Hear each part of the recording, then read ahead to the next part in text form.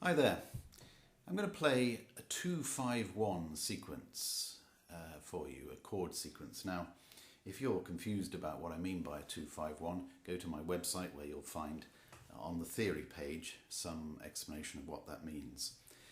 If we're playing in the key of C, the 2 and the 5 are going to be D minor and G, or G7th in this case. And obviously the 1 is C. So 1, 2, 5, 1. What I'm going to add to it is a C sharp diminished after the C, after the 1. So I'm going to go to the 1 and then to the C sharp diminished, then to the D minor, because the C sharp diminished leads up to the D minor. And then to the G7th, then back to the 1. So it's going to be 1, diminished, 2, 5, 1. That's going to be my sequence throughout. If I play that in straight chords, it's just going to be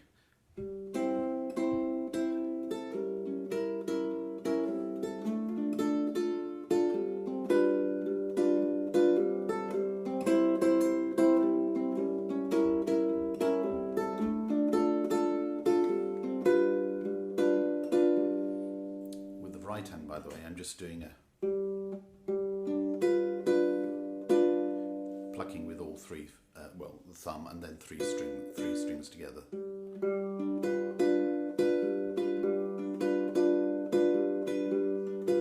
Like that.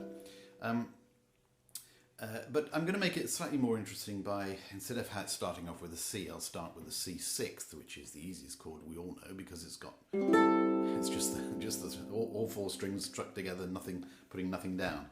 There's the C6th. Then we're going to the diminished there. Then we're going to go to the D minor, but in this case I'm going to put D minor 7th. So put the little finger on the top there on the C string. You can even take off that one, the middle finger there.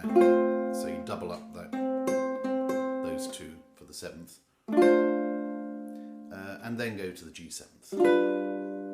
So now it becomes.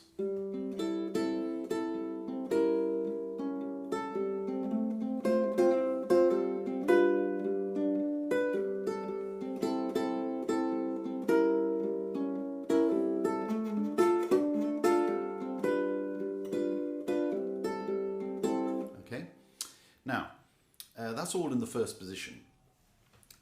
The next thing you can try in the first position is just move a few strings around, a few notes around, should I say.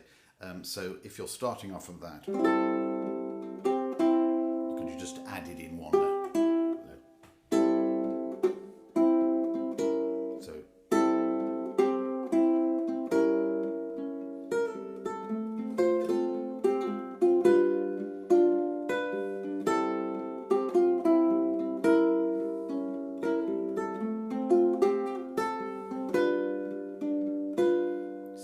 I'm just adding a couple of notes occasionally just to give it a little bit of a tune in a sense. You can mess around with that. Anything that sounds suitable within that chord sequence will probably work quite nicely.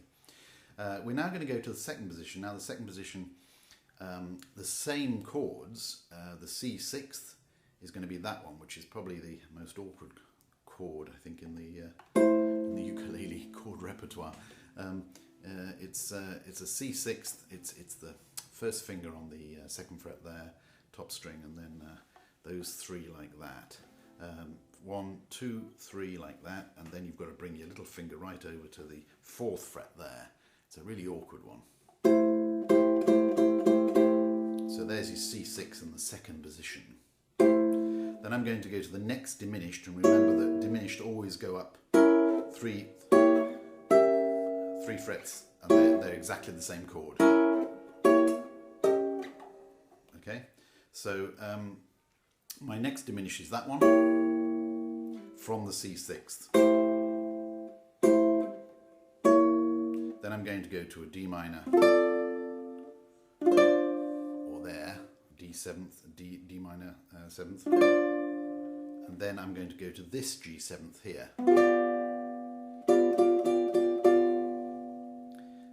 you may have to look up your chord diagrams to get these, but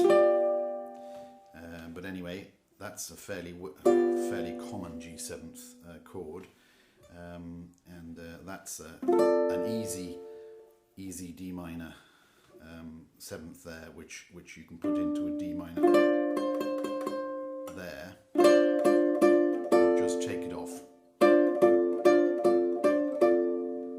even add a note on, and the G7ths, of course, that one, same as that one. There's even a G7th up here. We'll get to that in a moment on the third position. So let's go for the second position, C6th, starting off on the C6th here.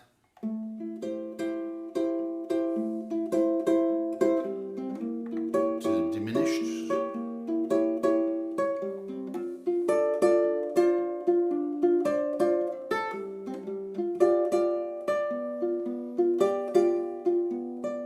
Okay. Now, those are your four in the second position, but of course now you can combine them with the first position. So if you started off on the C6 here, you could have gone.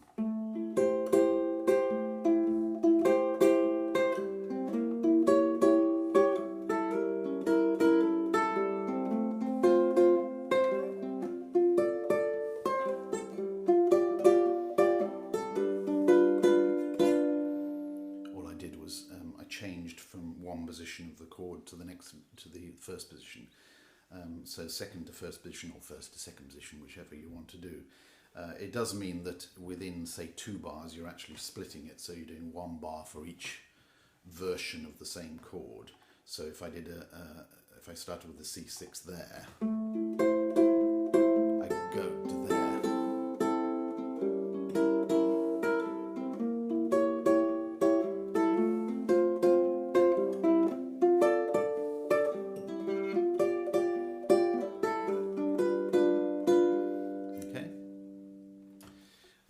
You don't have to obviously slavishly do it that way, but it's quite nice sometimes just for variant and the sounding of the chord.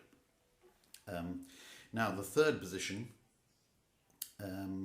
we would use a C6th up here.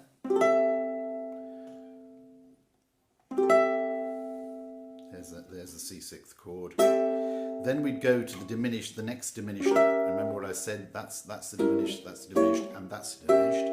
So we've gone from C6th, and all you do is move those 2 fingers up one.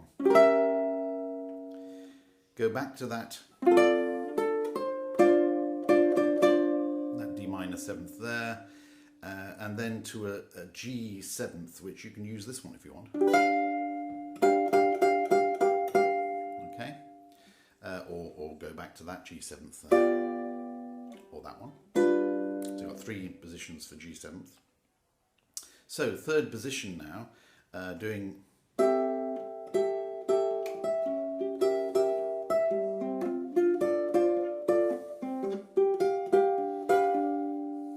okay, and again now you can just mix and mash them, you know, according to how you want to do it. Really, just put in the you know, occasionally go back to the first position, occasionally go back to the second position.